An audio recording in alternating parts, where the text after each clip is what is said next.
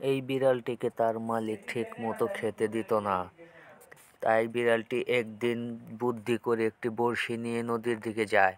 তারপর নদী থেকে বড়শি দিয়ে একটি বড় মাছ ধরে।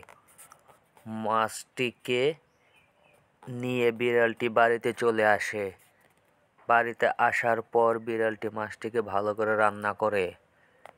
সবশেষে বিড়ালটি ডাইনিং টেবিলে বসে আরাম করে মাছটা খায়। এই বিড়ালটিকে তার মালিক ঠিকমতো খেতে দিত না। তাই বিড়ালটি একদিন বুদ্ধি করে একটি বড়শি নিয়ে নদীর দিকে যায়। তারপর নদী থেকে বড়শি দিয়ে একটি বড় মাছ ধরে। মাছটিকে নিয়ে বিড়ালটি বাড়িতে চলে আসে। বাড়িতে আসার পর বিড়ালটি মাছটিকে ভালো করে রান্না করে। সবশেষে বিড়ালটি ডাইনিং টেবিলে বসে আরাম করে মাছটা খায়।